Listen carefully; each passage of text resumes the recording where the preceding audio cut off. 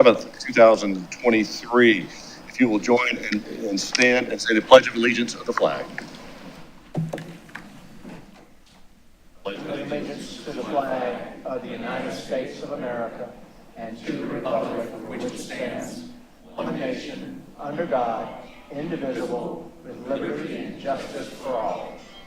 If you'll continue standing while we have Reverend General Hay join us from South African Baptist Church.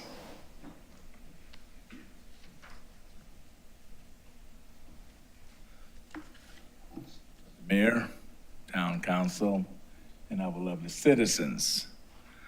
At this time, I'll ask for a moment of solemn prayer for our war-ravaged victims across the globe, the Israelis and Palestinians. We ask that we just do a moment of solemn prayer.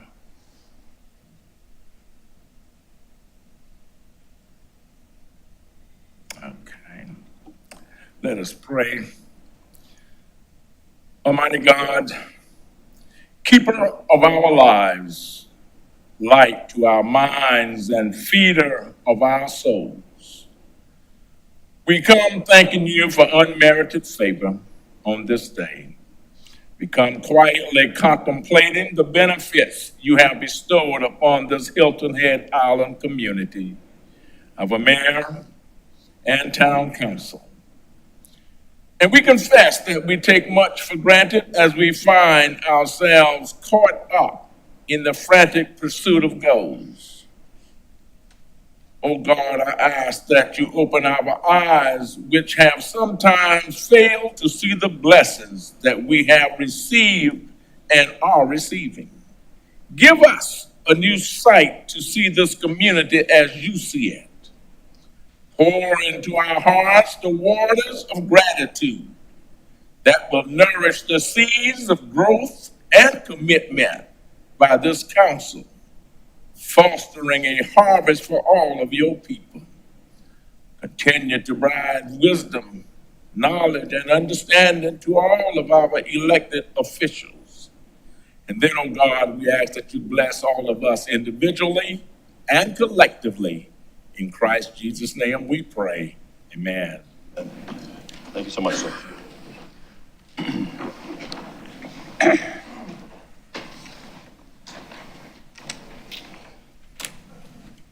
Mr. Orlando, do we have any changes to the agenda today? Mayor, no, sir. Okay. Have a motion to adopt the agenda? Move to adopt the agenda as submitted. Second. All those in favor, please signify by raising your right hand. So moved. Next, we have approval of minutes for 3 different sets, August 15th, September 19th, and October 3rd. Is there a motion to approve? Move to approve the minutes of August 15th, 19th, and October 3rd. Is there a second? And any comments? Nope. All those in favor, please signify by raising your right hand. So moved. Mr. Orlando, do you have any reports this afternoon? I do. Good afternoon, everybody, Mayor and Council. Good afternoon, members of the community. A couple things, a couple staff-related items, actually. First, Angie Stone, our Assistant Town Manager. Hi, Angie. Angie graduated from the Local Government Leadership Institute, which I think is just a fabulous and a great step in what already is an amazing career, Angie. For everybody to know, this is a professional manager certification program developed through collaboration of practitioners and academics. So the South Carolina City County Management Association and the Lake City Partnership work with Francis Marion University, Coastal Carolina University, and the College of Charleston to make this an immersive and comprehensive program. So every once in a while I'd look up and say, Angie, what's happening? And she'd be telling me about all her hard work she's doing and the presentations and the collaboration with her classmates.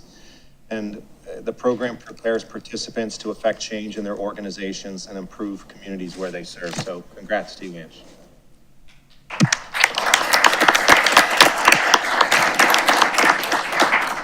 Another staff announcement, John Troyer sitting in the back. He's the one with the hand up with the blue shirt. Hey, John.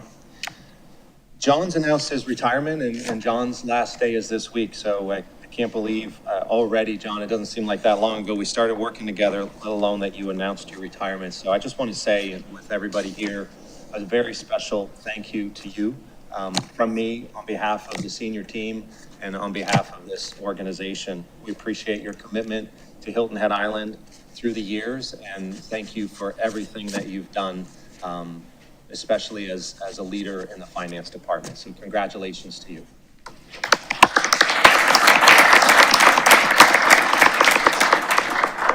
My report, sir. Okay, thank you. So October is Breast Cancer Awareness Month. As you can see by looking around, we're all donning some pink today in honor of those who've been affected. And we'd like to show our support. I believe staff has participated in a few things today as well. And we have Andrew Davis that's going to take it over and share a few more words. Thank you, Mayor and Council, very much. Once again, it proves that real men and women can wear pink, so don't think otherwise, everybody. And thank you to all the staff and everyone in the room who was wearing pink today. Obviously, it's Breast Cancer Awareness Month, and we wanted to honor that here at the town because 1 in every 8 women during their lifetime can get breast cancer.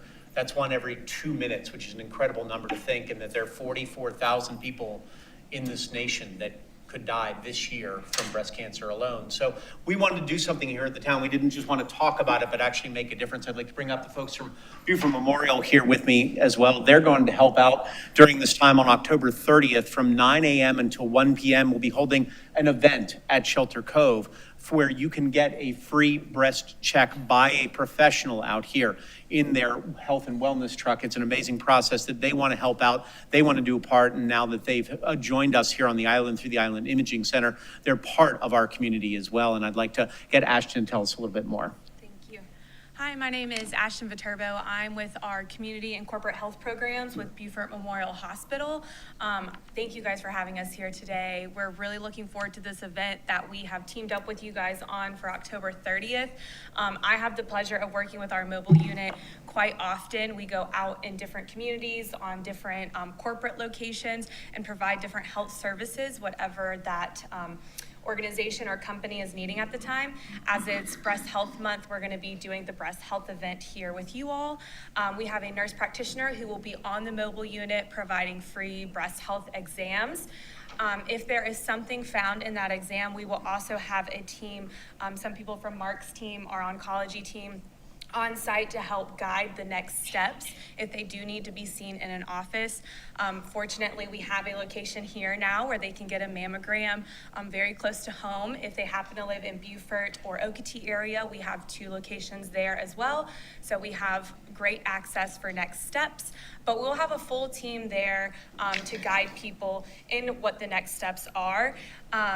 If somebody doesn't want to get a breast health exam, we will just have ample of information there, education opportunities for what are signs and symptoms, some things to look out for.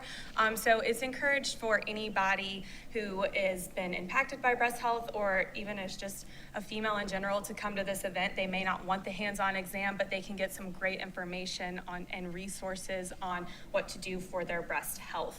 I've got some flyers I printed out and I put them in the table in the back. So I brought plenty of flyers, so grab a few, take them to your family, your loved ones, your coworkers, anybody who you think could benefit from this event. But we're really looking forward to it. We can't wait for this great event at the end of the month with you all. Yeah, Thank you. We're wonderful to be part of Beaufort Memorial's team here trying to help us out during this time. I think everybody probably in this room has been touched in some way. My mother passed away from breast cancer 7 years ago, so it goes straight to my heart with this. So I'm thrilled to be able to provide this and help a little bit in pushing this out so we can all maybe get something prevention and stop another person from passing away from this. So thank you all for being part of this and for agreeing to this. And thank you to Beaufort Memorial for being part of this as well. Thank you so both very much. Mayor, if I may, Yes. I shared 2 weeks ago when we talked about this being Breast Cancer Month that my sister is a survivor of breast cancer. Both of my grandmothers had breast cancer. They did survive. This Saturday, I'm walking with Pledge the Pink in honor of breast cancer awareness and survivors. So I would urge you all to get tested early and often, to fight this disease, to pledge the pink, and let's find a cure. Thank you. And I will take it one step further. There was a gentleman here, and I'm not going to use his full name, but he was a lieutenant colonel And he was a great participant of our community, and he passed away from breast cancer many moons ago. But for us guys out there, pay attention to yourselves as well. We will now move to a presentation on the joint Hilton Head Island Beaufort County William Hilton Parkway Corridor Improvement Review, independent review by CVB Transportation Engineers and Planners. Sean, I didn't mean to call you out earlier, but you gave me an opportunity. Yes, sir. I will come in line, no doubt about it. It's wonderful to see all the pink today. I tried to join the crowd. Sean Cullen, Assistant Town Manager. I want to give you a little bit of overview. It's been a while since we talked about the William Hilton Parkway Gateway Project in chambers and with council. So I'm going to remind us of the memorandum of agreement that we adopted, that Town Council adopted with Beaufort County Council. I'm going to ask Jared to introduce Sean Light with CBB to go through a presentation. And then I want to make sure that we communicate what was part of the scope for the county procured joint effort, and then what is different with the evaluation that we'll do with Lockmuller Group, who we just put under contract on Friday. So if you just bear with me, I'm not going to read the whole resolution. We get down to the 10 points that were the points of agreement between the town and the county. So number one, the town and county agreed to advance a project in a cooperative manner. We've been working with the county for the last year to advance these items. And I think we've been true to the spirit of number one. Number two, county and town mutually agree to work together to look at the feasibility and merits. Back in October of 2021, town council adopted a position and recommendations for 26 things, 14 of which were directly related to the Gateway Corridor project, and 12 were ancillary or in parallel. But the commitment to continue to advance those items as this moves in, as this project moves forward, additional design consideration is made. Number three, the county will procure an independent consultant, again, one that didn't have any previous relationship to the SCDOT, the county, or the town, and to perform this independent review. They would do an end-to-end simulation beyond the project limits. And in the scope, it went to Sea Pine Circle on the Cross Island Parkway route, so it includes Sea Pine Circle, and then the business route all the way to Hooping Crane and Indigo Run intersection. That procurement was made. Contractor was selected late last year. Work began early 2023, and the culmination of that work you'll see with a presentation that'll follow in a minute. Number four, related to who would participate in the selection of the jointly or the procured consultant by the county. And from the town's side, it was me, Jeff Buckaloo, Brad Strader was the town manager's designee on that. And we have added Brian McElwee and Jim Iwaniki into the mix with Jeff Buckaloo's departure.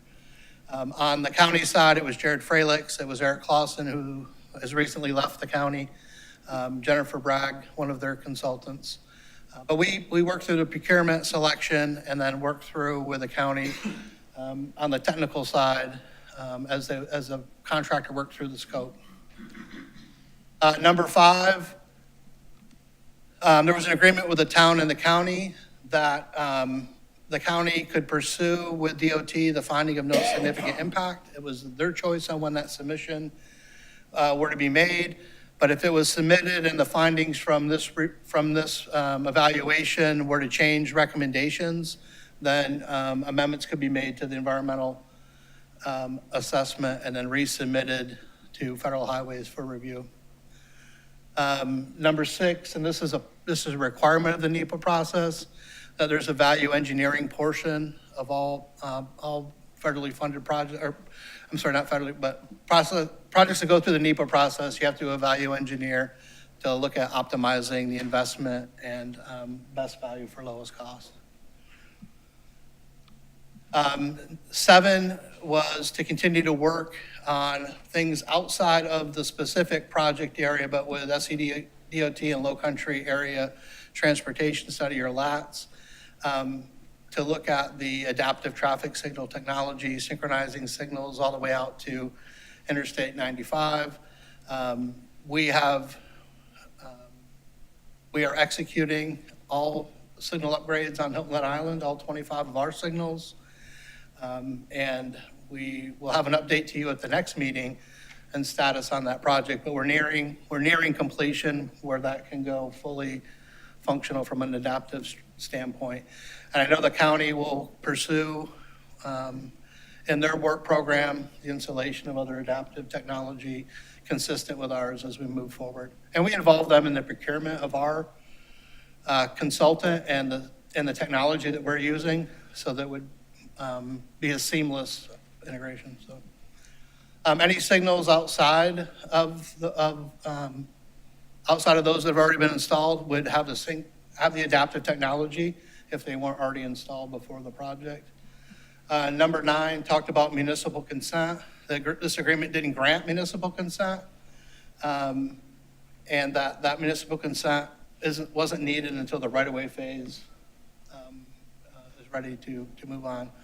And then number 10, the town and the county agreed that the independent review would be the last study needed before making a final decision.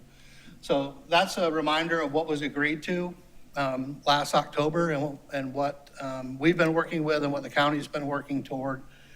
I'd like to bring Jared up for a minute. Let's talk a little bit about scope, what they're covering. I'll say what's different in our scope, and then Sean Light with CBB can Jared? Oh, there you go. Okay. Thank you, Council. Thank you, Sean, for that introduction and opportunity to speak. And as you can see, as Sean was referencing, we've made great progress on the project in regards to the MOU that we constructed last year. So we are working towards this. And to tell you a little bit about what we did as far as the procurement, we went out last fall, end of last year, for this joint independent study. And lo and behold, we only received one applicant, but we continued as the 6-member committee to evaluate them and to see if they're a qualified proposal. And what we found out was, yes, they're more than qualified. And to answer the independent question, yes, they're independent. They have never worked in the state of South Carolina prior to this project. They were happy and eager to work in South Carolina and are hopeful that this leads to other projects in South Carolina. And so we were thankful to have them on staff as part of the team. So we moved forward with that procurement and pushed forward with the project. And as we developed the scope of work, basically what the scope of work entailed is an evaluation of the DOT design as it stands today. And inside of that evaluation, there was a handful of hot topics and specific items to be addressed. One is the 6 lanes necessary. Whether we do anything or whether we move forward, that was one of the big top priority questions that CBB was to answer. Will the project create downstream effects? So as Sean mentioned, we expanded the termini of this study. So it went from Bluffton at Buckingham Plantation to Indigo Run, and then on Cross Island Parkway all the way to Sea Pine Circle. And there's some interesting observations that Sean with CBB will speak to on that. And then the future growth and forecast that DOT's made as incorporated as the base level of their design, are those appropriate? So CBB took a look at that and they'll speak to that today. What other strategies could be incorporated into the plans that have been developed so far? So whether it's fiscal or whether it's other transportation management type strategies could be looked at, and CBB will address that. And how is the DOT project addressing non-motorized users? So obviously we have vehicular access, but what about pedestrian and bicyclist and safe crossings at our intersections? So those are the big takeaways as far as what they were charged with in light of what was already prepared by DOT in the plan set so far. So. Yeah, thank you, Jared. I'm going to jump back in here. So, Jared, great job of explaining what's included in the work that was procured and CBB will present on. But I want to provide some clarification on what our effort would entail. So council adopted the MOA in October. Early in 2023, council asked for the town to procure its own independent study of the project and a couple of couple of items I want to cover. Council requested that an advisory committee be assembled, and so we have 5 members on an advisory team. We have a 6th member that's an alternate to help as we move through the work. The advisory team helped outline the scope of work that was recommended to town council, and town council approved the scope in June. We have procured and have awarded a contract to do the work. As Jared mentioned before, there's no prior involvement within the state of South Carolina with SCDOT, Beaufort County, or the town. One difference between the scope that's important was the scope that was procured by Beaufort County was limited to the alternatives that were part of the EA, that were currently part of the EA. Senator Davis spoke last fall after a conversation with Secretary Hall about some risk of looking beyond those that were already evaluated, but town council wanted to have the door open to look at alternatives that were not only included in the current project in the environmental assessment, but also any others that could be or should be included. And so our project will include that, again, vetted through the committee and worked through by the consultant. It does evaluate the extension to Sea Pine Circle on the Cross Island route and to Hooping Crane Indigo Run on the other route.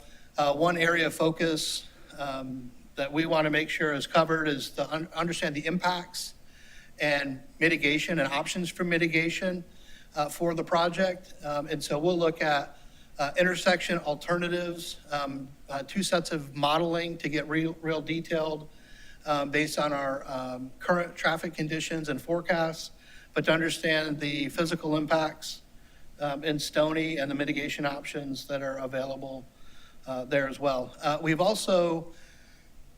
We've begun to analyze the no left turn option that's been brought up and asked for some additional work and clarification on that. We have some preliminary information that I'll share with the town manager and maybe be able to report at the next meeting if he and I are aligned on that. We will ask our consultant to do that as well, but we've asked CBB now that they've completed the work and the main scope, and they've done some initial evaluation of that and have some information. So that covers the differences between the 2 efforts. I want to make sure because there is some value in us doing this additional work and working with the advisory committee to advance this. One final piece is that we've executed the contract. I polled the committee for a kickoff meeting, November 1st or 3rd, so it should be one of those 2 days. And that the time frame for execution in the contract has May and a completion in May-ish. So that's about a 6-month schedule, and I want to make sure I bring that up for the group, and we'll make sure we stay as tight on that schedule as we can. So long introduction for Sean Light with CBB.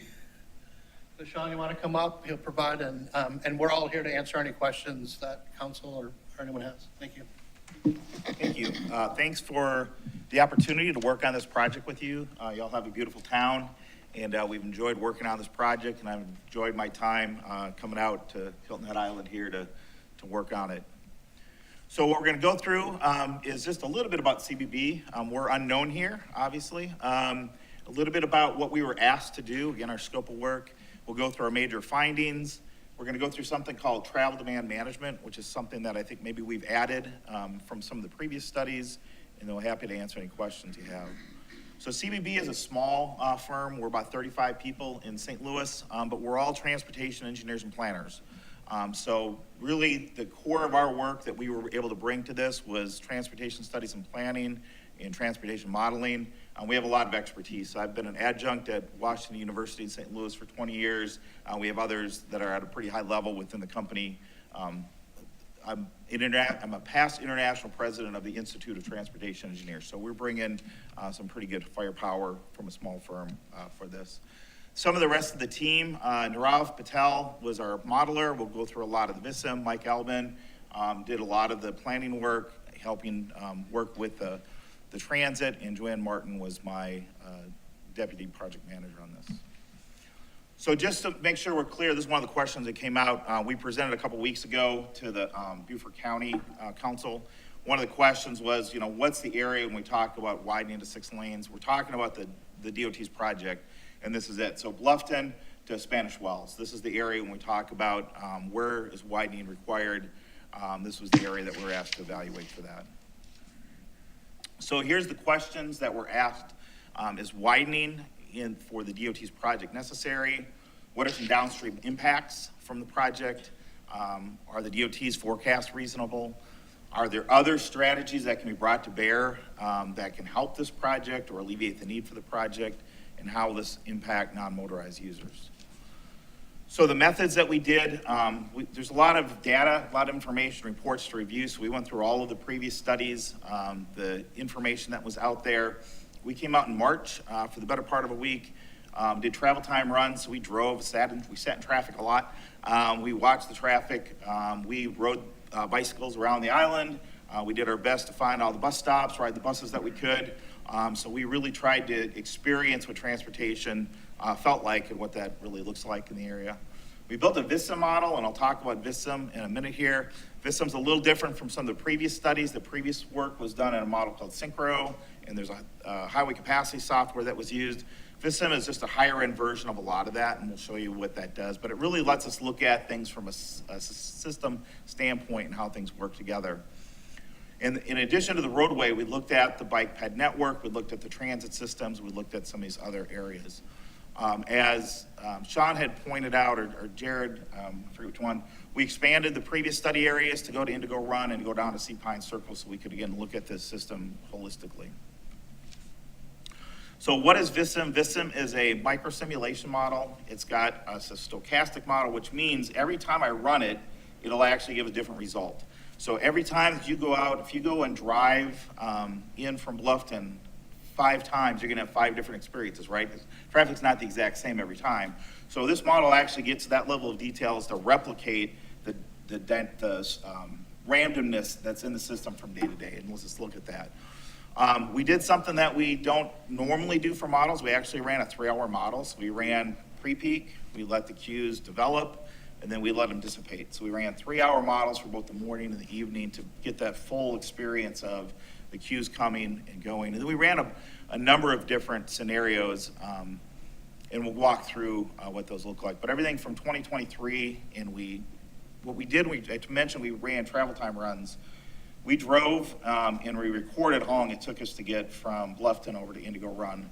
And then we measured that in the model as well to make sure that we matched what was actually out there. This is just a little capture of the VISTA model so you can see what this is able to do. So we've got that full extent of the model in here. We've got the traffic signals in there, the traffic signal timings in there. We can put in a vehicular mix, so we put in % trucks that are out there. We can put in driver aggressiveness if we want to. Do we have out-of-town drivers, maybe a little more mild? And then so there's a lot of different aspects that we can put into these models. And this is just a short clip. So like I said, when we run the actual model, it's a 3-hour model. Like this just gives you an idea what that looks like. What's nice about this is that can do things like how does the signal impact the downstream merge, right? How does a signal impact the downstream roundabout? How do those things work together, and how do the gaps created from the signal impact side street stops? So the first question, and we'll get into some of the results now, is the DOT's project needed? And what you'll notice from this graph is this looks at, this blue line, our average, or ADTs. So these are daily traffic volumes from 2010 out to 2023. And then we've got this orange line is the PM volumes, and this gray line are the AM volumes. And what I find interesting when I look at this graph is that our daily traffic volumes continue to grow. So traffic, you're getting traffic growth onto the island every day. You peaked out in 2017 with your AM and your PM volumes. What that tells me is that you're at capacity. So you're maxed out during the 1 hour in the morning and the 1 hour in the evening when you're moving traffic. In that evening hour, you're maxed out around 3,000 cars and maybe around 2,700 cars in the morning. So what happens when you get to that situation is that you get a couple things. One, you get peak spreading. So the traffic queues will get longer, but also they'll occur for a longer period of the day. So you'll have a traffic breakdown, early on in 2017, maybe that was 20 minutes, that spreads, that grows. If you've ever driven in Atlanta, right, that traffic's bad all day long, right? So that's that peak spreading out onto the shoulders. So is the project needed? Yeah, you've got to do something from a traffic capacity standpoint, because you're at capacity on people being able to get on and off the island during the peak periods. And here's just some photos you see of what that congestion looks like, and I'm sure you all are very aware of that. In the models, we can pick up speeds. So what we find we run the models, and we really try to dissect these, is you've got kind of three major pinch points or bottlenecks in the system. The first one is the Bluffton merge, right? So you're coming on from the Bluffton Expressway, Bluffton Parkway, all that traffic's trying to merge down onto 2 lanes. The next one is the Squire Pope intersection. The Squire Pope intersection, if you look at it in Synchro says there's 3 eastbound through lanes, but one of those lanes is only about 150 feet long, right? So nobody actually can use it. So this is where VisSim will be different from the Synchro analysis, because VisSim actually looks at the driver behavior and how people actually use that short little lane. That queue then spills back through the Bluffton merge, and you'll see later on that Bluffton merge doesn't become an issue because the constraint is down at Squire Pope. And then another constraint in the system is Gumtree, and we'll talk about that in a second. Gumtree's operating at capacity. We've got some concerns that once you release all the traffic through Squire Pope and through the Bluffton merge, Gumtree could become an issue. So we'll talk about that in a second. We've got a recommendation. Mayor, excuse me, are we able to ask questions as it goes along? Because I don't think I'll remember all these colors and slides. There's a lot to digest, and I think that letting him go through it and then see if there's solutions that are provided later on would be beneficial instead of trying to bring those up now. But it just, I can't quite read the color Right. diagram there, Yeah. so I have no idea what it means, other than usually red means bad to me, so. Sure. So the darker colors are, good. Thanks for bringing that up. The colors on this slide represent speeds. So red is 10 miles an hour or less. Green is basically a free flow speed, and there's that gradation that goes through there. So the orange is a lower speed, the red's a lower speed, the green is free flow, and that's what those kind of represent visually, if that makes sense. In the evening, basically Squire Pope is the choke point. So you've got 2 lanes coming north on Cross Island. You got 2 lanes coming from Business 278. This got to merge down into 2 lanes to that Squire Pope traffic signal. And I'll tell you, this is one of the slowest queues I've ever sat in. So I sat and I was astounded at how long it took to get, 100 feet or whatever it was. So, and you just have a lot of traffic trying to all jam down to one point to get across that bridge. And same thing. So you can see here that this red line extending back, that's very slow traffic speeds coming eastward, I guess, from that westbound traffic the queues extend eastward from the traffic signal. So one of the things that we were really interested in is we'll talk about variability of traffic flow. So we were out in March. We were out during one of the peak seasons. Is this traffic something that's only here a couple weeks a year, not a big deal the rest of the year, or is it something that's kind of here all the time? One of the things that we noticed sitting through those morning queues was, and we were out there because the traffic builds up before the sun comes up. These aren't tourists sitting in this traffic queue right now, right? So we looked around and we noticed a lot of work trucks. And one of the things that occurred to us is, what you really have in this morning rush hour, this is your workforce getting onto the islands. There's about 22,000 jobs on the island. 2/3 of those commute in every day. So the person that's serving your coffee, the person that's helping you at the grocery store, most of those people don't live on the island, they're commuting in. And so those are the folks that are impacted by this traffic. Half the jobs on the island are of the type, working in hotels, food service, healthcare, that can't call it in, they can't Zoom in, and they have certain times they have to be there, so those are impacted. So that makes it hard. We talked about what happens when the traffic gets bad, people leave earlier, they'll stay a little late. I can do that with my job, I can decide when to go home. But if I have a nursing shift, I gotta come in when that shift is there, right? So we really see this a lot with AM traffic, and we'll get into variability, and we see very consistent, actually, traffic volumes during the morning rush hours coming in, and that's reflective of who's using the roads at that time. The evening, we see that same thing. We also think that what we uncovered is there's that, and then there could be a lot of variability because of visitors. So you have people come in using the beach. It decides to rain early afternoon. They're all going home. They come in and they have a big impact on everybody else trying to get home. And then you've got, again, folks that are working in certain places, maybe construction, that trying to get home, get their kids to soccer practice, and now it's, they're gonna be late because their trip. So again, we look at this and who's impacted by this congestion. A lot of it we think are the workers, people trying to get on and off on a daily basis, probably more so than a lot of the tourists. We look at this traffic variability. So this first upper left is from the Chamber of Commerce, it's just visitor data, and you can definitely see a peak tourist season in the summer. The one below it looks at daily traffic, and you can see a little less variability with that, a little more consistency with the daily traffic. We show these R-squared values, and I don't want to get too technical with this, but the closer you are to 1, the more consistent the data. So then when we look at the AM, the PM peak, the morning traffic is the most consistent, so the least variability during the day, and the PM peak is slightly beyond that. So what we see is a big peak with the visitors coming in, and a lot more consistency with the morning and the evening peak hours on what that traffic flow looks like. There's about 20 million annual bridge crossings. You've about 3 million annual visitors. So we're estimating, probably 10 to 20% of those trips are actually visitor trips. So the vast majority of the lion's share of people that are commuting in and out every day.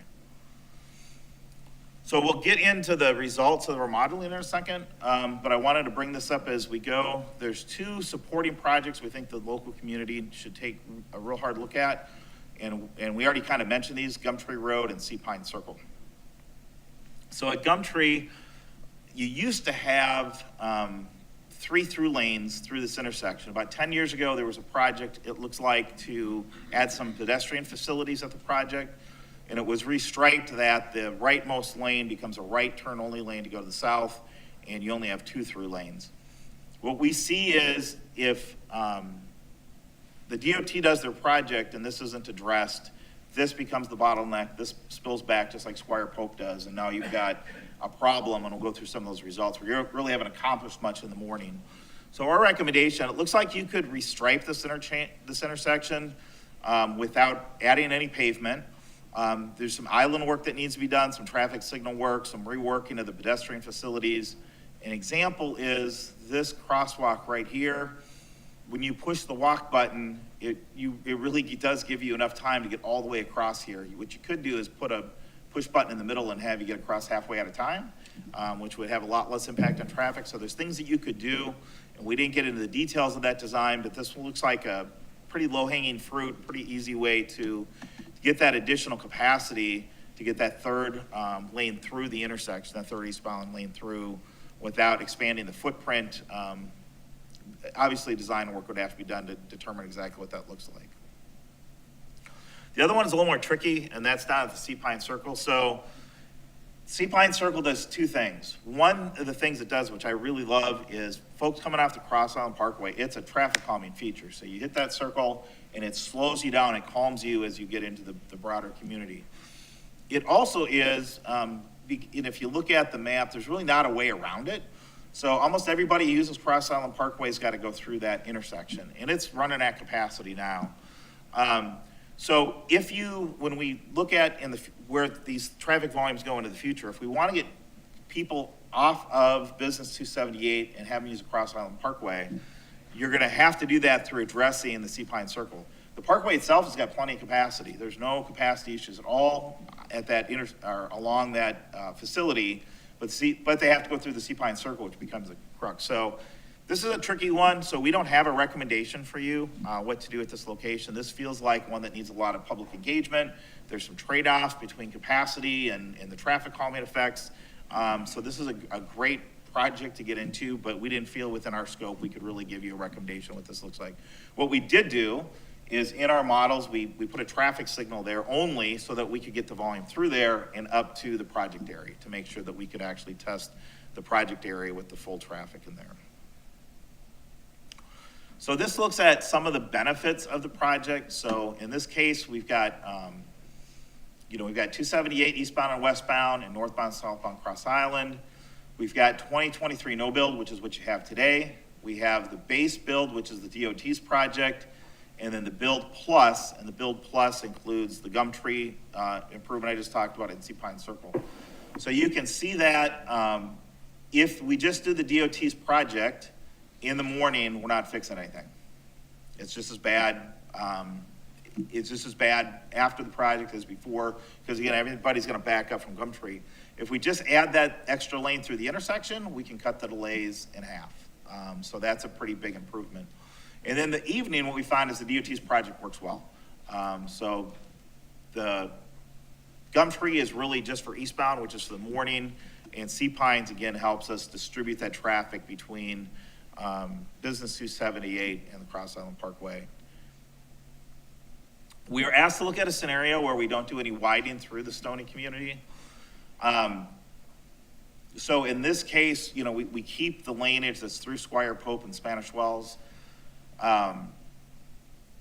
We mentioned earlier, this is kind of the big bottleneck that's there, right? So what we actually see is that if we build the bridge to 6 lanes, but we leave this as it is, it actually makes things worse, because I don't have that capacity constraint at the Bluffton Merge anymore. I just get more traffic to that intersection faster, and it actually backs things up and causes more delay. So this really is an issue. What we see in this PM with these increased numbers is this is reflective of more traffic getting through the Sea Pine Circle, and again, getting to that merge faster. What we did in this case is we used the build plus, but we just stripped this section of the model back to the existing condition it's in. We're asked to look at future traffic growth. So this looks at your historic ADTs. We put a trend line out there. We evaluated what the EA did in terms of the regional demand model and looking at those forecasts. We didn't see anything in there that warranted redoing those models. And really, when we look at the DOT's forecast, they seem to make sense. At the county council meeting, somebody asked, what if we put measures in place that would limit the growth? Sure, right? Of course, that's a way that you could limit the growth. But from what we're seeing right now, we think that the DOT's forecast makes sense. Okay, so this has got a lot of information, the next two. What these charts are, and again, it's the colors that matter. The very top one is 2023 no build. And everything below it then are build scenarios. So it's 2025, 2030, 2035, 2040, 2045, and 2050. This first column is the first 15 minutes of the model run, and then we go through the 3 hours, going from left to right. And then this is AM, so this starts at Bluffton as we work down, back down to Indigo Run. So what we see is, this is our existing model. So we see early on, here's the Bluffton Merge that's backing up. And then you actually see that getting better once Squire Pope starts backing up through the model and kind of relieving the traffic that's going through there. We can see when we run the 2025 build, it all works great. And then eventually we start seeing some traffic congestion again. In this chart, these are our throughput volumes that we get through, basically, from Bluffton onto the island. And here we can see again how those volumes increased. And then around 2017, they flattened out. And this shows how we continue to get additional throughput from this project, where we're capped out about 2,700. We can go up to about 3,700 in the future. Okay. And we kind of see the same thing when we look at the PM. So here is in this case, it's backward that we're starting from Indigo Run and then working up towards Bluffton the other way. And you can see all this red from Squire Pope going back. We fix that, and then we start to see some red coming into the system moving forward. You'll notice that the red is at the very top, and this is because just Business 278 itself can't handle a 30% increase in traffic, right? So we start seeing that. So Sean, just for everybody, the red is slower traffic. Yes, Still, yes, just yes. want to make sure that that's still following along with that previous slide. Absolutely, yes. The red is slower traffic, and then the green is the free flow speeds. And there's actually numbers in there, they're hard to see. And then again, we show the throughput that are there. So what we've kind of discovered through this is that the project will provide a great benefit, but it can only last so long, right? It can only handle so much additional traffic. So how do we extend the life of the project, and how do we keep traffic flowing smoothly on and off the island? One of the things that's being done around the country, and it's I'd say gained more support, maybe in the last 10 to 15 years, is something called travel demand management. Basically, that's providing people additional choices for how they're gonna travel on and off the island. So right now, it's pretty hard to get on and off unless you've got a car. This provides additional opportunities for people to be able to do that. Now, the good news is on the island, you've got a good base, and we'll talk about this in a minute. You've got a fantastic path system, a trail system on the island. I was amazed at late at night, right? 10 o'clock, there's people out there riding their bikes, and people are really using that to get around on the island. You've got a transit system that's in the area. It could use a lot of improvements, but it could really be built into something that's very useful. And then you've got a lot of shuttles. So trying to put this together, we tried to look around and say, who else is doing this? And one of the cases, one of the models that we found is Summit County, Colorado. And you might think, of what the heck does ski country have to do with Hilton Head Island? So the Federal Highway Administrator is somebody that I have known. Before his current job, he worked as the CEO of the Colorado DOT, and one of his big projects was Summit County, Colorado. They've got the same kind of concerns you have. They've got a 4-lane I-70 that goes to Summit County. They've got a lot of environmental constraints to be able to widen I-70 to get additional people out to ski country. So what they've done is they've developed a pretty sophisticated shuttle system. So it's very convenient to fly into the Denver airport, to take a local shuttle, up to Summit County. And then they've built a whole transit system up in Summit County to be able to get you to restaurants, to get you to shopping, to get you to other ski resorts, and to be able just to move around. So you don't need to have a car to go skiing out in this part of the world because of the system they built up. Just make note of these numbers. So in 1992, they had about 400,000 annual trips on their system. Now it's almost getting up to 2 million annual trips. But this might be something that, again, to be considered for some things that might be able to help you out. So you've got a base I mentioned to build from. So some of the opportunities, Palmetto Breeze has 250,000 trips. So again, below where the Summit County system was kind of when they really started pushing it, but you've got a good base to start from. You've got good, solid bike ped infrastructure here. So one of the major problems with building a transit system is called first mile, last mile. So the bus will get me to the bus stop, but how do I get to my destination from there? Well, you've got a great system that allows people, once they get to their bus stop, to walk a little bit or take a bike to get where things are. So you've actually got a very walkable community here. And then something that's an interesting opportunity is this new bridge is going to have a multi-use path on the south side of it. So it's kind of a long way for most people to ride their bike from Bluffton onto Hilton Head Island, but we got e-bikes now. And I don't know if y'all are paying attention to those, but the range of those is pretty good.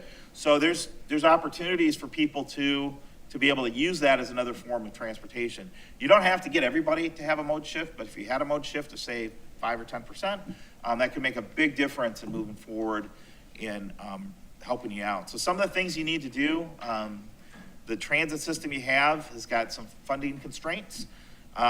There's a lot of services that aren't necessarily coordinated, largely because of the funding constraints. Again, there's limited service that's available, partially because of that. A big opportunity would be to develop some park and ride lots. You've got a lot of people that commute between those two, and there's really no place to park on either side. develop some maintenance facilities. So I tried to get Mike onto the bus. Mike went out, he said, I'll just go out to their hub, their the hub, and he said, there's no trespassing signs. If you ride the buses in and they go into the facility, you can make the transfer, but you can't go there and park and get on a bus and come over to the island. It's not allowed. So there's a lot of things that you could do to really improve and make the system better. Again, it seems like with some pretty easy updates. So some short-term travel demand management recommendations. Really get a dedicated funding source, establish some park and ride locations, better coordinate the systems that you have, do some branding so people know what's there, know how to use it. Look at opportunities to develop into some new markets that are here that, like retirement communities where people would be really apt to use it. Provide service, to the airports. So that's kind of the Denver model, and they did that through private service.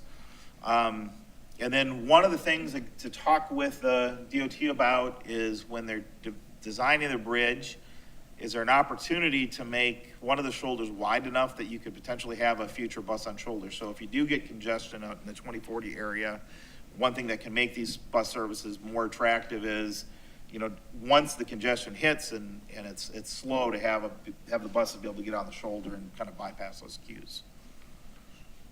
So that's quite a bit that's there, a lot of it pretty technical. Happy to answer any questions that you might have, and hopefully that was, again, told Jared, you already had an independent review done, so we wanted to provide some value. Hopefully we gave you some value there. Thank you. Lots of information to digest. Just for the public, we're not going to take public comment today on this because we're not voting on anything. It's just a presentation for us to get underneath our wings and cipher. So, Ms. Bryson, do you have any questions you'd like to pose at the moment? I do. And not having had these slides before, but I did watch your presentation before the County Public Facilities and Safety Committee, not once, but twice. I'll just go by the titles of the slides. Realizing that you didn't do a full study on that Gumtree intersection. So you didn't account for that third lane going into the acceleration lane as you exit Gumtree from the Cross Island, did you? So in our models, yes, so right now the northbound lane is a free flow lane that goes into there. The volume for that right turn movement isn't really all that heavy. So yes, we did account for, in our models, we made that a yielding right instead of a free right.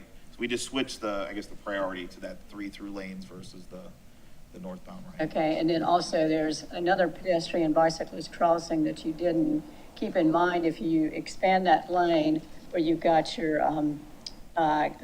like a comment box, convert eastbound right turn lane to a through right turn lane. So there is another crossing there, so you didn't account for that crossing either in commenting on it. And I realize you didn't do a full study there, but I don't think that's the kind of low-hanging fruit, at least from what I know. So anyhow, it sounds like you didn't address those questions I asked. In looking at the benefits, there was a slide on benefits. Yes, oops, back up. Nope, that one is. So as I understand the red, that's a delay with the build, the SCDOT project. Is that correct? Correct. So this is if we take our VISTA model and we only put in the DOT's project as they displayed it to us, that's the delay that would occur. So there's still a delay even after. Did you do a cost estimate on the SCDOT project? No, we did not do any cost estimates. Okay. Do you know what the cost estimate is for the SCDOT project? Not off the top of my head, no. All right, so then your green box there, following that same line, 2023 build plus the Gumtree low-hanging fruit you're discussing. So that saves 10 minutes, is that correct? Yes. All right. And then with the build, the SCDOT project, because you didn't look at anything else, as I understand it, then the westbound US 278 with the build, you're going to save 9.8 minutes. Is that correct? So these are the travel times. So in that case, would actually save about 20 minutes. Okay, the difference between 29 and 9.8. Okay. Yes. All right. Then your slide that showed the future AN peak traffic. So my understanding is that the SEDO project is close to $300 million. I can't remember whether it's plus or minus now and how much, because it keeps seeming to change. But if that project would take 3 to 5 years, and it starts, I mean, the earliest it could start would be sometime in 2024. So if you take 5 years plus 2024, you get us to 2029. And looking at your 2035 AM build, we're already, as you said before, we're already over capacity and pushing congestion. And when we get to 2040, so I guess you didn't take a look at why spend almost $300 million when in about 10 years, we're going to be having problems with capacity and congestion. Is that correct? And ma'am, so I'm not advocating for the project. Well, we're not taking a stance on the I'm project. just- We're providing the results of our study. Trying to understand what your study shows is that by 2035, we're already going to have congestion and capacity problems. Is that true? Right, ma'am. And when we start getting 2035, 2040, even with the project, now it'll operate better than what's there today. Right. Right? So there's a benefit from what's there today, but there could still be congestion, during those peak Yeah, times, right? so in a short time thereafter, your study shows that by 2035, we're going to have capacity and congestion problems, even if the SEDOT project is built. Is that correct? Right, and that's why we're recommending, in addition to the project, you would want to take a look at some travel demand management measures to try to slow that growth. So what we're finding is that the current project will certainly handle today's traffic volumes.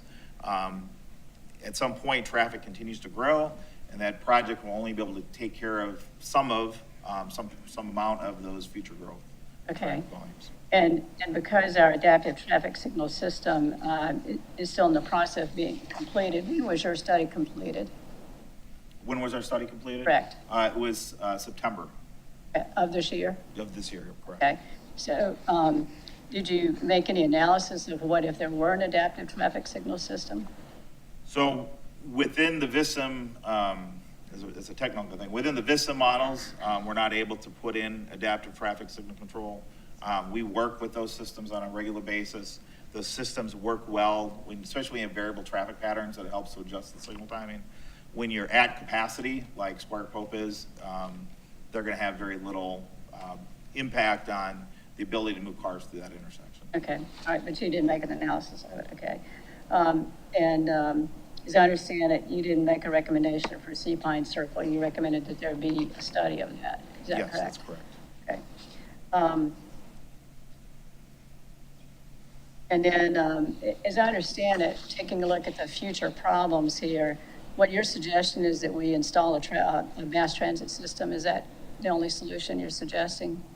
Well, we look at travel demand management, which is, what we're looking at is the ability to shift people and give people options to use other modes, either public transportation, walking, biking, e-bikes, just have other ways other than use personal cars, park and ride, carpool. So there's lots of different tools available. And you're right, that's something we think would be very beneficial, is to provide additional options for people to be able to commute in and out every day. So you didn't look at another bridge option or a ferry system option? No, that was outside of our scope of work. But a mass transit system was within your scope of work? What we're trying to do with the mass transit system was to address this question here as far as future growth. So if we can bend this curve down and get less future growth and slow down the growth of traffic, then that would allow the DOT's improvements to last longer. So that, we did an extra for the county and the city, in that we thought this was important to look at and explore with the growth that was out there, and what opportunities do we have to limit that growth without, an extra bridge. That's a whole different study. That's a whole different piece of infrastructure. That was something that we wouldn't have been able to do. Okay, all right. So I just want to, I tried to list the points as you went through the presentation, all 3 times now I've listened to it. So this is what I understand your summary is. First of all, there has to be new bridges, wider bridges, to address the capacity. Is that correct? That's correct. Okay. Second, if you build according to the SEDO plans, we'll be having congestion and delay around 2040. Is that correct? That's correct. In some places earlier in 2035. Right, and so I guess it's important to note that two things. The new bridge will operate better than the existing bridge operates, right? Number one, and number two, there will be more capacity in the system to be able to get more throughput during those peak hours with the new bridge as opposed to the system that you have today. But as early as 2035, we're already going to be having problems. You could start to see congestion. It'll be shorter lived, right? But you could start to see congestion. Yeah. It's not what you see today, but right. Right. But the reality is, based on your study, and that's, again, on the slide that you showed, that's why I was asking about the different colors. Okay. And then, so again, no analysis of adaptive traffic signal system. In the future is build a mass transit system. No recommendations for Sea Pine Circle. I'll have another study. And only the one recommendation on the Gumtree Lane. So that's a summary that I wrote down. I know yours is way more detailed than that, but that's all I got out of it. Yep. Mr. Brown, any comments? Sure, thank you, Mr. Mayor. Appreciate your presentation. Really appreciate you being truly independent. Your inability to answer some of these questions tells me that you have not been intimately involved in the project. So I can appreciate sort of the ignorance, so to speak, okay? I only have, I guess, 2 questions for you. I don't know if you got your check yet or not, but I'm curious to know if there was a way to incorporate the Windmill Harbor new light into your VISM. It's in there. It's in there? It's Okay, in there, thank you. correct. Right. So I've got a couple questions for Mr. Felix, if I could, because I think you're just a messenger. So I need to talk to the county man here. And in some regard, you're just a messenger as well, because county council obviously is going to be making the final call here. So I'm sort of relating back to the MOU that has been agreed upon by both parties. So Jay, can you tell me how the county council reacted to this independent study that sort of shows the future demands and, you know, in a sense, not a whole lot of improvement along the way? There were no major discussion items that the committee had that brought to Sean that caught them off guard or unaware or,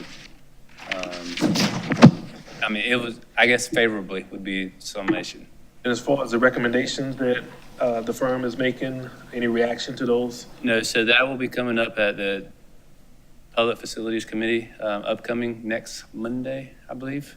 So they'll make a recommendation whether to adopt or approve the recommendations or disapprove. Okay, thank you. Mr. Mayor, I've probably been working on this as long as Mr. Stanford down there. And I can remember this town, the council at the time, sort of adopting some guiding principles with the project, okay? And one of them was this idea of exploring alternate means of transportation, okay? And it seems that is now finally coming to light with this independent study.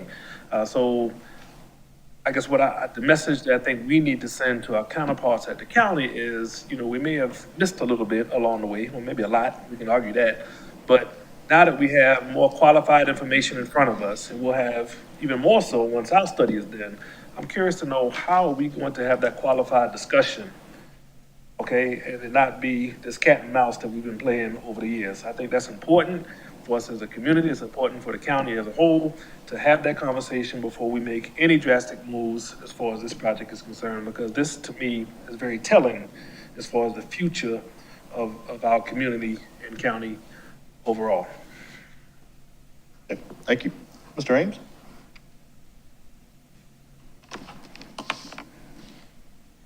No, I could ask a question like, how did you eliminate some of the more extraordinary ideas that have been put forward in the community conversations? I don't know if you want to opine on that at this time, but I don't want to take a lot of time either. What ideas? Crossovers, completely different alignments, different elevations, so on. So there's, we did not, Conclusions. I'm just not positive that a portion of our community is going to be satisfied that we've given them the answers. Ms. Becker? Welcome. We're happy you're here. Sometimes it's hard to walk in to a conversation that's been happening for quite some time, and one that's as controversial and as this one is, and it is. This bridge is incredibly important to our residents, to our community, to our past and our future. It's important to our extended family across the bridge. And with that brings a lot of questions. And we're glad you're here to help. Having said that, there are issues that come up in your report that I'm particularly sensitive to.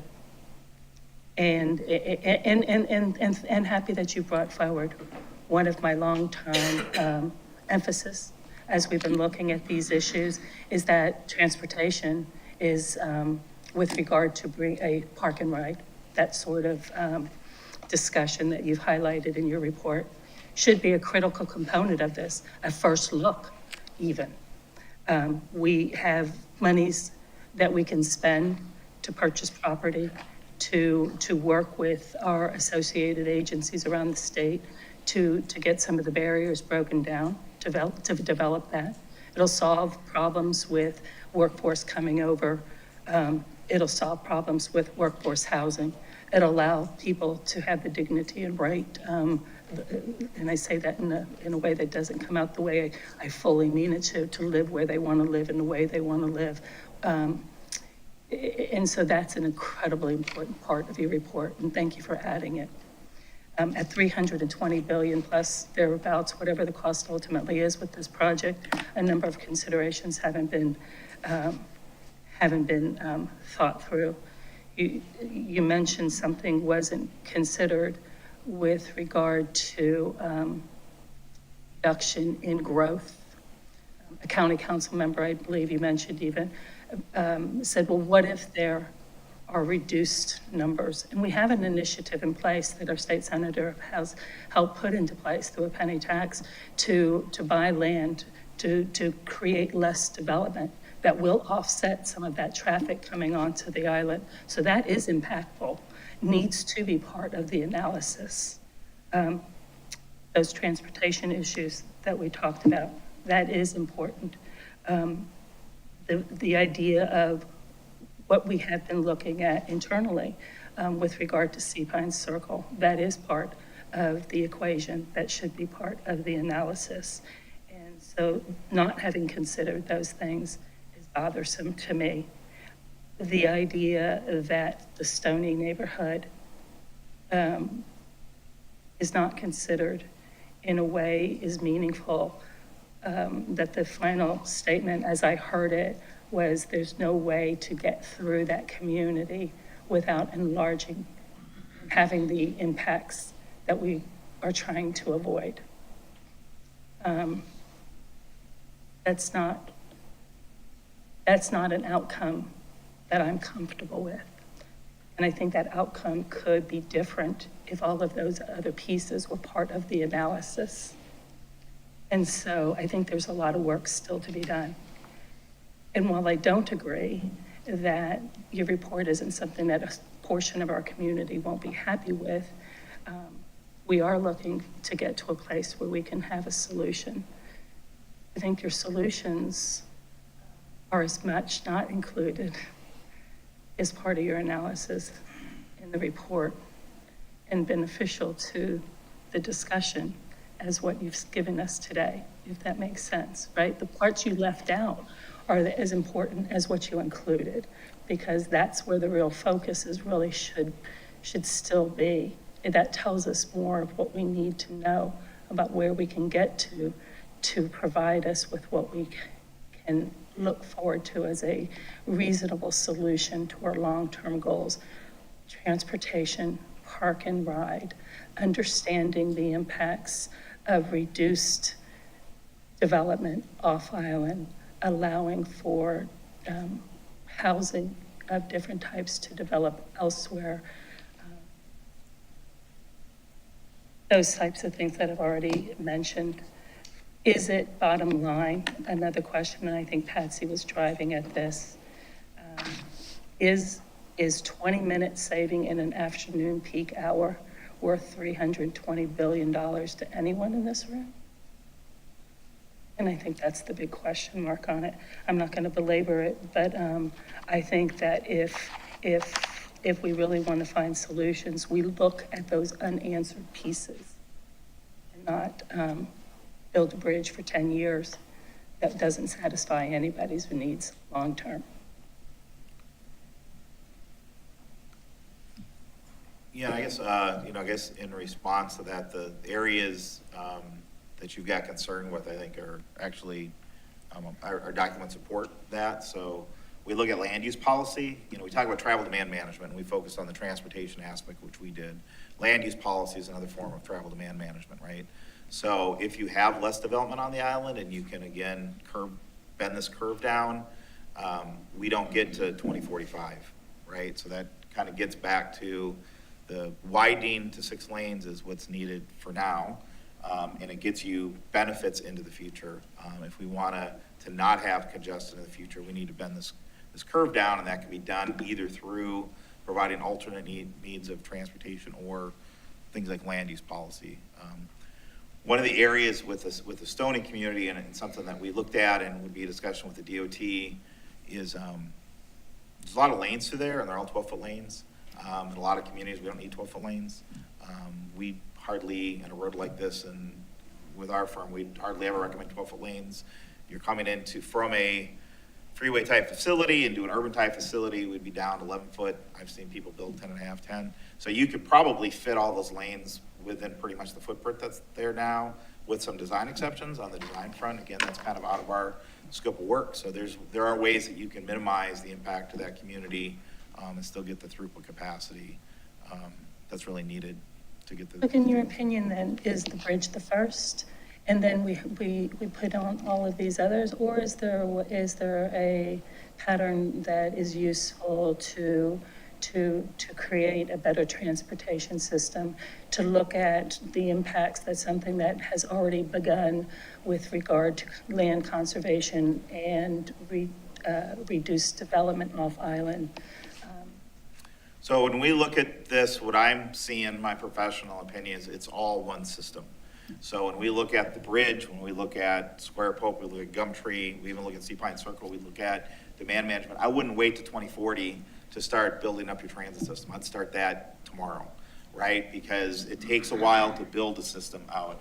If you're gonna look at land use policy, that's something you wanna start looking at right away. So all of these things are important, and they all work together and support together. And we spent a lot of time in the modeling because one little change has ripple effects through the system, especially with this. So all these things are important, and all these things fit together. Would there be a big enough impact, in your opinion, with those other pieces being worked on and put into place that would offset the long-term need for 6 lanes, et cetera? From a traffic standpoint, I don't believe so, from the simple fact that the bridge hit its capacity 5 years ago. So it's at capacity, it's past capacity. So even if you had 0 growth on the island, you still have that congestion problem that you have. So that new widening gets you the capacity that you need for today's system. And I think on top of that, you need to look at, it'd be beneficial to look at ways to decrease the demand for that bridge moving to the future, so that facility that the DOT would build would have would have longevity, would last into the future without significant congestion problems. Even So with it's really a 3, 5, maybe 7-year build-out? correct, right? And that's what I'm saying. I mean, it's needed now. It'll be needed in 5 years. It'll be needed more so from a capacity standpoint. And again, we're looking at, we had just a little story in the St. Louis area. We have a transit system, and it was facing a funding shortfall. And Chesterfield is a more affluent area in the St. Louis community in the St. Louis area. And the mayor of Chesterfield, John Nations, was the biggest to support the transit system. And he actually ended up becoming the CEO of the Metro system, right? And people were like, why is John Nations why is transit so important to him?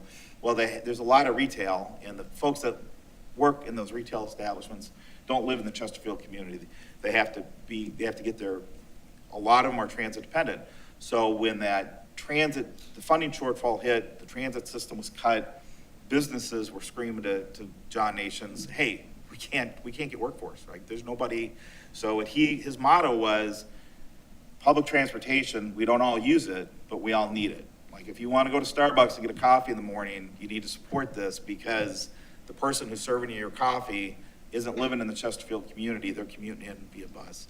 And so I'm seeing similarities here with Hilton Head Island, and that your workforce that's doing all the services here, a lot of those folks are commuting in and out on a daily basis. And you can provide alternate means for transportation for them. But what we tried to do in looking at this is we tried to figure out how much transit shift do you need to actually get a reasonable amount that really can influence these graphs and get rid of some of this red down in the out years, right? And maybe if you have a 10% mode shift, if you get rid of the third lane and you just kept your existing bridge, you're gonna have to have a much more drastic mode shift to be able to still have a reasonable traffic flow on and off the island. So it's really all parts to the same puzzle that have to fit together and work together to make this work out for you long term. I hear some good answers in there, and it's a bigger conversation that I hope we have, and that we don't look short-sighted. Thank you. Mr. Stanford. Thank you, and thank you for your report. Not being a traffic engineer, I can't say that I've necessarily followed it all, but in terms of a few questions, you mentioned St. Louis and the impact of the transit system in St. Louis. What's the population of St. Louis? We're about 3 million people-ish. Right. Versus about 35 to 40,000 here. So the difference in scale in those things raises a lot of questions in my mind about the feasibility of a more elaborate system. Now, having to do with the traffic modeling and so forth that you've done here, you stated that you were here in March. That's correct. You have data that carried you all the way through the busy season here? So one of the things that we were able to do with these plots, these are DOT counts. So South Carolina DOT has count stations on both Cross Island Parkway and on 278 coming onto the island. And we took down a lot of data from those, and those go back historically, right? So we took a lot of the historical data, we took the current data, and we wanted to see how that traffic varied throughout the year and varied from year to year to year. So yes, I mean, that was the data that we did. We took from the DOT's count stations. Did you study any of the town collected data? The town, so we did get counts from the town. I'd have to go back and review which ones we took and which ones we got from the town, but we got a lot of counts from the town as well. I was just concerned when you say March. March is not the season here. No, March is not when we have major congestion. Rather, it starts in April and it goes until now, and then it starts to die off. The season has changed somewhat, but we have someone that wants to say something. Yeah. Councilman Stanford, we did provide the last 5 years of traffic counts that we've taken in June. We did provide some July counts that we did this year. We've transitioned from June to July to take those counts. And so they did have that historic information. When the project was kicked off, we looked at a a week earlier in the year that was pretty close to what we call the 85th busiest period. And so that week in March was very close in proximity to the traffic that we experienced in July.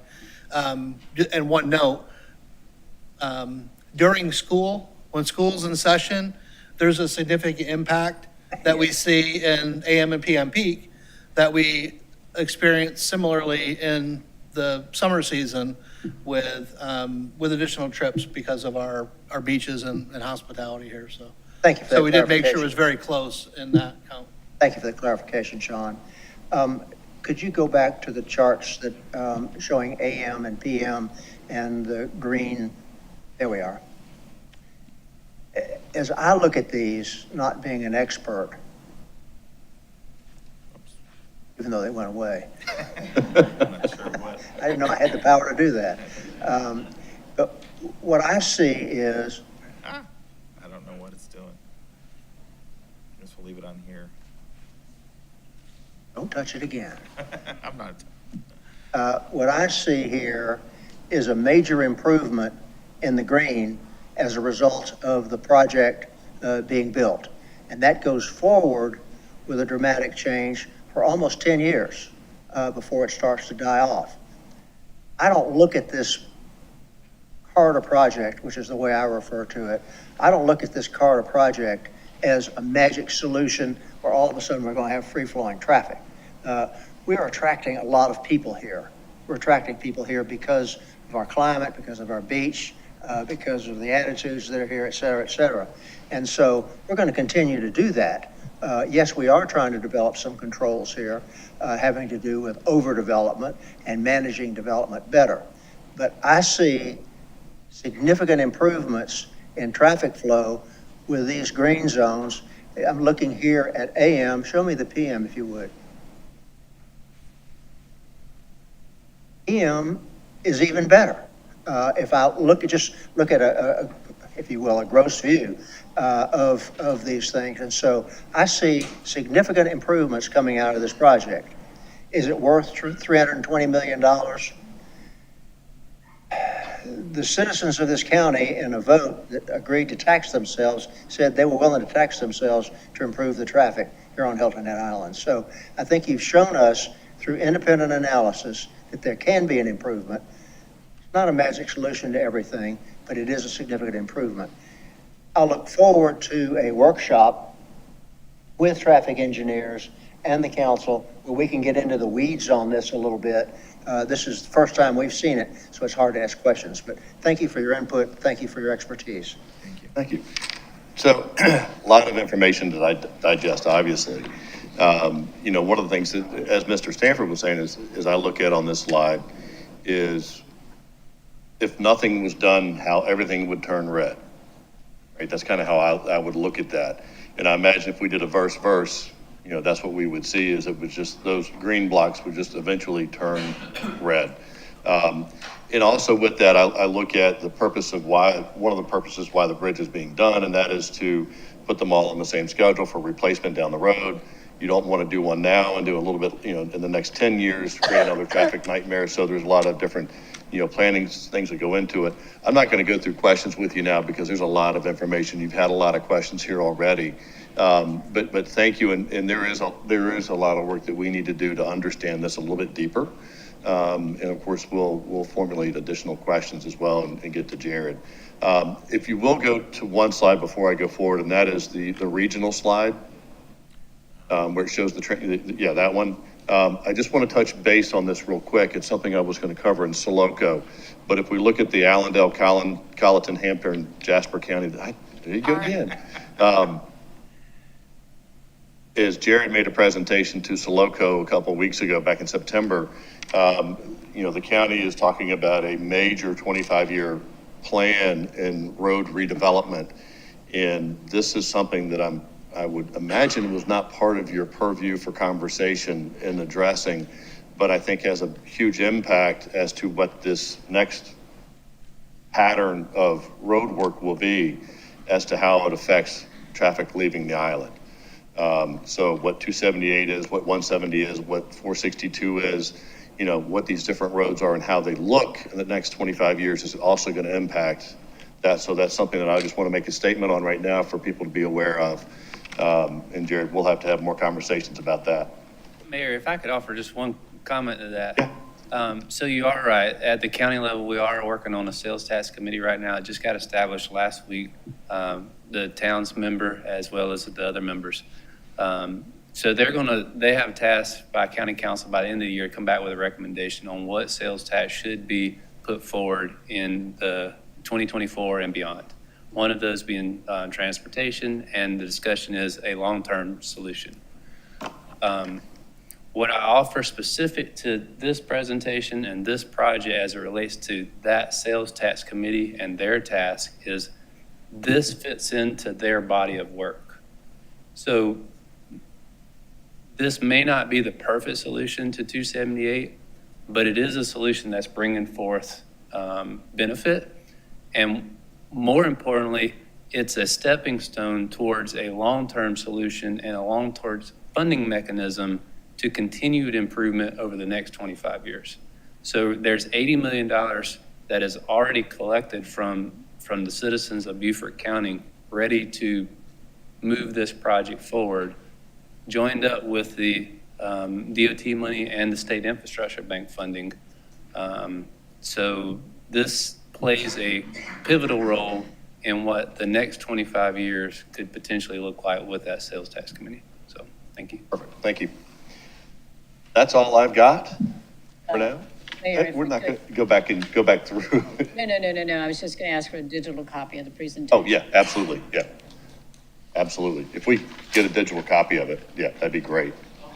Okay, perfect. Thank you. I know it was a lot of work, but that's what y'all do, so we appreciate it. Appreciate it. Yes. Good job. Yeah. All right, so now we are going to move on to reports from town council, general reports. Does anybody have a general report at this point in time? All right, seeing none. Low Country Area Transit Study, Mr. Stanford. Yes, there was a meeting on October the 6th.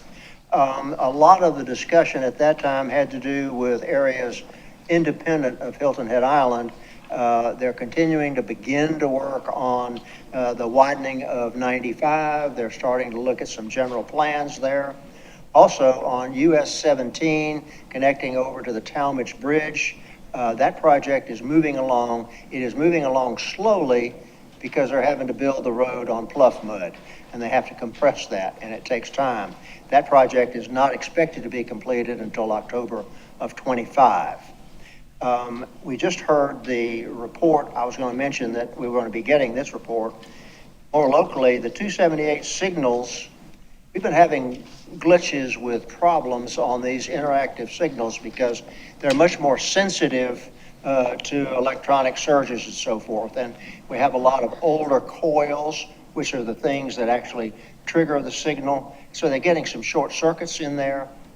But there's a lot of work going on to improve those and to get those moving forward. There was mention of the traffic signal at Windmill Harbor. That signal will not be an intelligent signal in the beginning, that is now. Rather, it will be a signal that will become part of the interactive signal system when it is a permanent signal. So that is ongoing. I think that we're seeing some improvement in traffic here on the island thanks to these interactive traffic signals, but we'll see how this moves forward. Thank you, Mr. Mayor. Thank you. Ms. Becker, Low Country Council of Governments. Oh, I apologize. Tom Finn. Oh, there you go, everybody. My apologies. I don't have a report. Mr. Ames, Airports Board. Yes, the Beaufort County Airports Board will be meeting this Thursday at 1:30 in the Beaufort County Chambers in Beaufort. Okay. Mr. Stanford, I kind of did your report a minute ago on Soloco, but I'll go into that a little bit more. I'll second that, Mr. Mayor. Part of the county's look at the traffic over the next 25 years is what is coming in terms of redevelopment, density, and new development, and how it's going to affect everything. And of course, the funding for, some of these things that are coming through, what bonds are going to be utilized. So there's different avenues that are being looked at. One of the other conversations was the sales tax that Mr. Fralix mentioned And, Charleston has implemented a very large tax, roughly three pennies. And they're looking to generate billions of dollars off of that. And I'll be honest with you, I kind of get the feeling it's trying to play keep up. So I had a little bit of an issue with that. And then, of course, one of the other parts of the discussion was how that $100 million green tax will come into play in acquiring land and what that's going to do for development in Beaufort County and Jasper County. So, Mr. Brown, Island Recreation Association. Thank you. Ms. Becker, Community Services and Public Safety. Yes, Mayor, thank you. The Community Service and Public Safety Committee met yesterday and received a forward-looking strategic plan, 3-year plan from the Fire and Rescue organization, and we were happy to support a resolution unanimously to move it forward to Town Council's consideration. Okay. Mr. Ames, Public Planning Committee? Yes, the Public Planning Committee met last Friday. No action was taken. Mr. Brown, Finance and Administrative Committee. Yes, thank you, Mr. Mayor. F&A met today, 2 agenda items. One was a request from the RBC Heritage for an increased amount of their sponsorship, the town of Hilton Head. There were questions around that topic to deal with the benefit package of the sponsorship and also marketing. We are to receive more information from staff on that at our next meeting. And also we took up Act 57, the ATAX dollars being used for housing. Very detailed report with a timeline as to how we can get to a point where we can start to distribute funds. But we are still not been able to review the AG opinion, and that will be taken up at our next F&A meeting as well. Thank you. Next, appearance by citizens. I'd like to remind our citizens that Section 2-5-70 of the town's code limits each person to 3 minutes when addressing town council. At the end of the 3 minutes, you are asked to conclude your comments. Please maintain a decorum suitable for the meeting and refrain from using any profane, abusive, or obscene language. If you have any materials you'd like to give to the town council, please give them to the town clerk after you're finished speaking. Kimberly, do we have anybody signed up today? Yes, Frank Babel.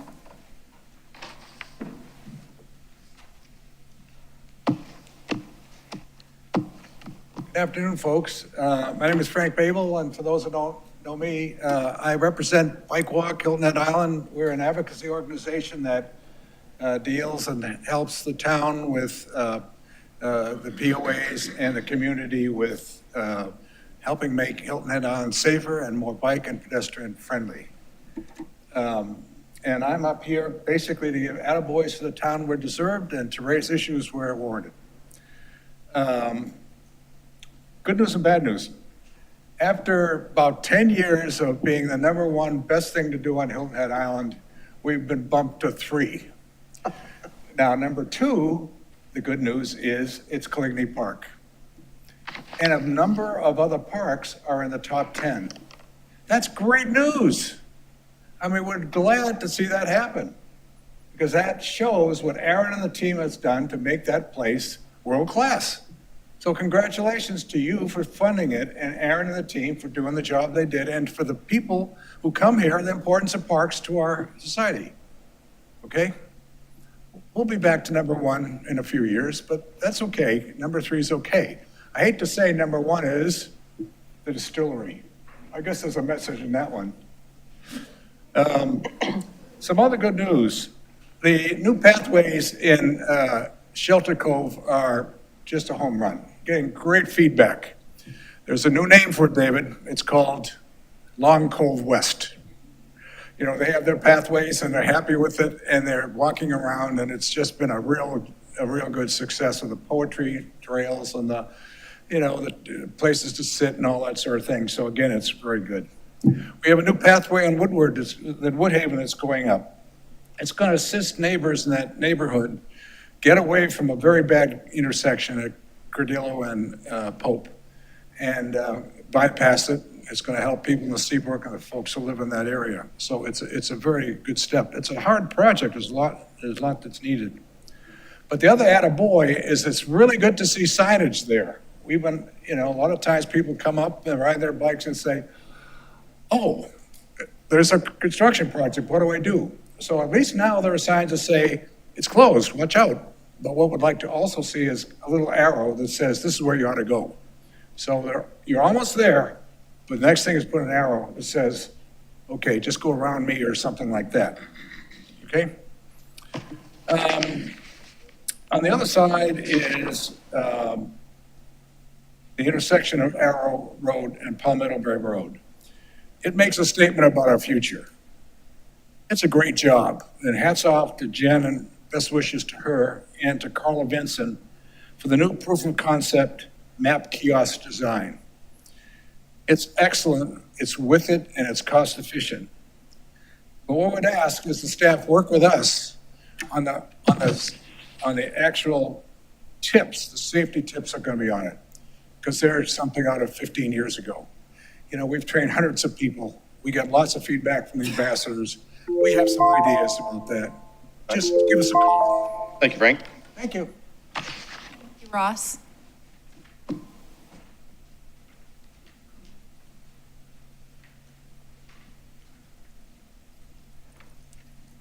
Good afternoon. I'm Nancy Ross. I'm at 1317 River Road in Yemassee, South Carolina.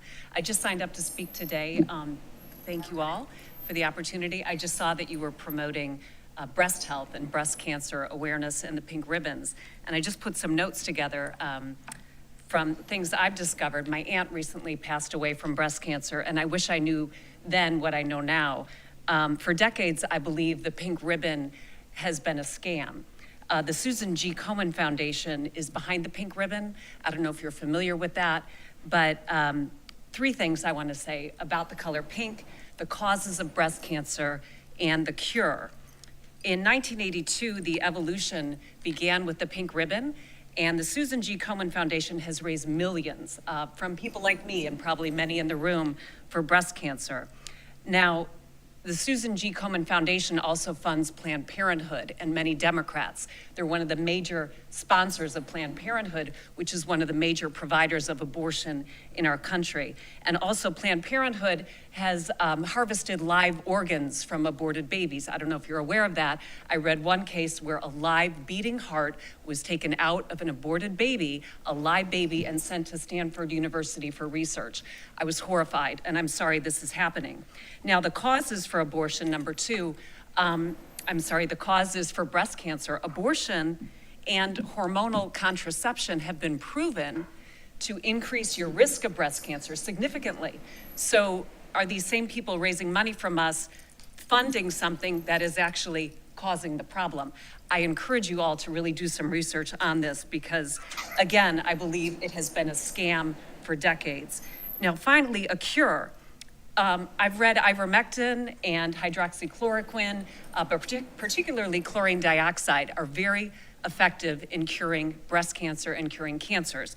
But I don't think Big Pharma and the massive medical community wants you to know this, but I would really encourage you to look at ivermectin, chlorine dioxide, and many other therapies that are out there that are very affordable, very effective, and have been hidden from us for a long time. So the solution, I hope we will educate people about the real reason behind the pink ribbon, talk about real causes and real cures for breast cancer, and then maybe we can use red, white, and blue ribbons and truly be free from cancer, from scams, and from propaganda.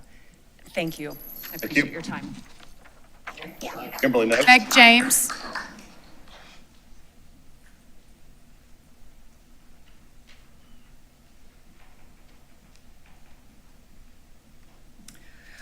Good afternoon, Mayor and council members. My name is Meg James, and I am proud to call the Low Country my home, as I am a true native of this beautiful place.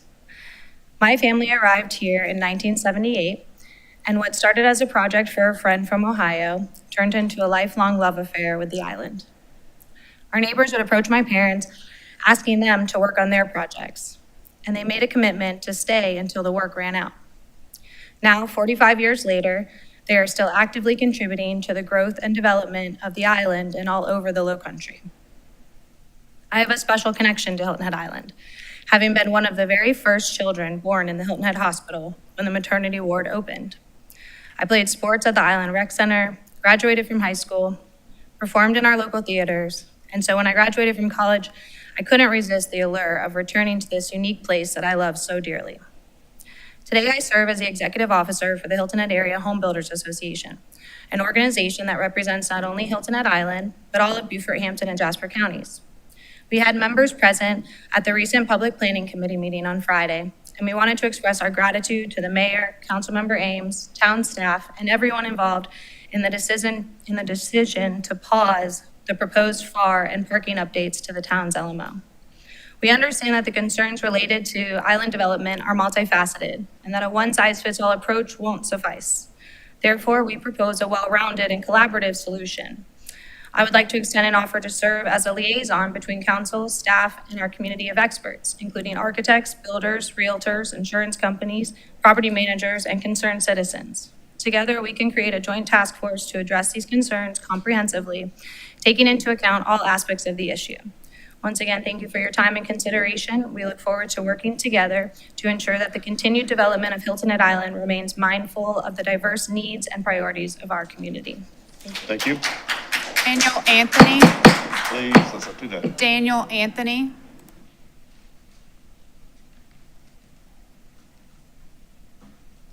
Afternoon. Daniel Anthony, President of Jonesville Preservation Society. My comments are in reference to last Friday's PPC meeting. It appears that nobody is satisfied with the proposed 4A amendments. Trying to deal with the development and parking through a blanket statement perhaps is overreaching. Different neighborhoods and different communities require different rules and regulations. The overbuilding of communities and neighborhoods has become a big problem.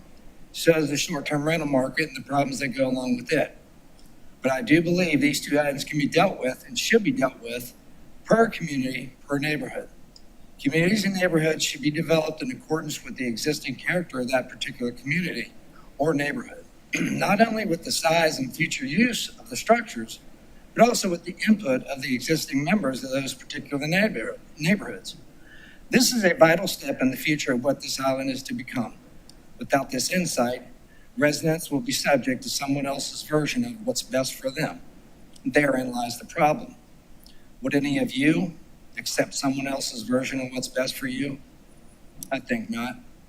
All of you were voted into office to represent your constituents to the best of your ability. Your constituents, their thoughts and concerns should always be your first priority. This is a very diverse island with many different communities and neighborhoods. And within each, there are differences in culture, historical value, ecology, races, religions, professions, and financial dispositions. So, how do you respond to each without duplicating the failures of the past? Not an easy task. This will take time that these vulnerable communities do not have. This is exactly why these single-family communities need a moratorium. This is a legal and prudent way of controlling development while staff works on a more permanent solution. Without the moratorium, we will be subjected to development at the current LMO standards. These standards are why we have already lost forever some of the character in the following areas: Bradley Circle, Folly Field, Jonesville Road, Mitchellville, Bagel, Marston Road, Stony, South Forest Beach, North Forest Beach, etc. The list goes on. The last regret of the LMO was done to achieve a town-oriented goal of spurring the economy without the foresight of the ill effects of those changes and without concern for the residents living in these areas. I implore you, do your duty, protect your residents, impose the moratorium now, and remember, once it's destroyed, it's gone forever. All the apologies in the world will make it come back. Impose the moratorium now before we lose the character of Hilton Head forever. Thank you. Thank you. Kimberly, next. Skip Hoagland. Please. Skip Hoagland. Can I be put last out of courtesy to others in this room? Is there anybody else that you can call? That's all. I am last. Yes. Okay. Skip Hoagland, Windmill Harbor, and welcome national media. Mr. Perry, it's offensive when you say you reviewed the Hilton Head Chamber's financial records and there was no fraud. Last I checked, you're a mortgage broker, you're not a forensic auditor. How could you say in good faith such an absurd thing when everybody knows it takes a lot of time and expertise to do a forensic audit? Are you actually saying you personally saw example how much the chamber spends on travel and entertainment when they don't even report that to the federal government? Shame on you for lying and covering up for your friend Chamber Miles and his ongoing financial shenanigans. On this basis alone, taxpayers should reject your leadership because you are doing nothing to protect us from swindlers like Miles and his chamber lawyers continuing highway robbery year in and year out. And the same goes for this council, who persists in rubber stamping what has become an outright larceny. Further, senior staff has been caught at illegal acts like Town Manager Orlando's chamber membership drive, CPA Troyer's fraudulent budgets and year-end audits, and lawyer Coltrane and Finger fraudulent chamber contracts, plus overcharging legal fees as reported by the Island Packet. I am here to inform you, Mr. Perry, not Mayor Perry, it is no longer possible for me to recognize you, this council, or town management staff as legitimate and legally functional. Therefore, I now take my fight to stop this council and the staff's ongoing corruption, fraud, tax misuse, illegal tax issuance, and many state and federal law violations directly to the taxpayers. Starting today, this town government does not exist for me until Alan Perry is removed for lying and replaced, and this entire council stops its votes for illegal issuing and use of millions of our tax funds. You all work for the taxpayers, and this town hall was paid for and owned by the taxpayers, not all of you. You've all violated your fiduciary responsibilities, your campaign promises, and your oath of office to be honest and improve and spend and guard our tax money like your own money. I have lived here for 50 years. The Charles Fraser vision and our way of life has been severely damaged from not having any master land plan in perpetuity that should have been done 50 years ago. Public transportation to Hilton Head is a ludicrous idea at best. So, with that, I ask all taxpayers to join me. Mr. Hoagland, you will address. Please do You not will interrupt. address the dais. No, I'm Mr. sorry. Hoagland, you will address the dais, please. When you are abide here. by the law, I will address you. You will address the When you dais. abide by the law, I will Sir? address you. You have, I ask all taxpayers to join need to me address demand, council. not merely ask this council discontinue their illegal behavior and their non-transparent. Mr. Hoagland, you are out of order. You obey the law, and I will respect you, and I'll address you, but not until you do that. You are out of order, sir. No, you're out of order. You're out of Sir? order, and you're breaking the law, and you lied. No, And no, you should sir. be removed as mayor. You're not fit to be a mayor. No, you That keep is- banging your mallet. I'm not banging my hand. You bang your mallet. I am trying to hold the Well, court I don't here. care what you do. If you obey the law, I'm trying to I'll be address you. reasonable and cordial, and That's you it. have had more than your enough time. Let's get this cleaned up. We're in recess for 5 minutes.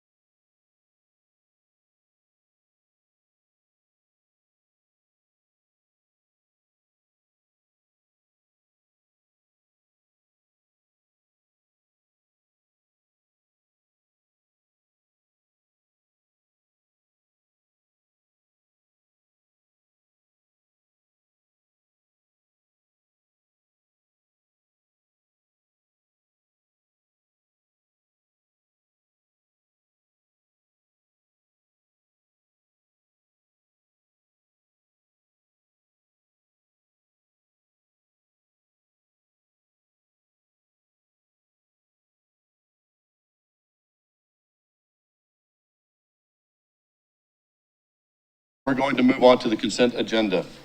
We have two items under consent agenda. Both of these items were approved unanimously on first reading. Consideration of an ordinance amending the business license ordinance of the town of Hilton Head Island to update the class schedule as required by Act 176 of 2020. South Carolina Business License Tax Standardization Act 6-1-400-420, second and final reading. John Troy, Director of Finance. This was passed unanimously on October 3rd, 2021. Please turn off that microphone.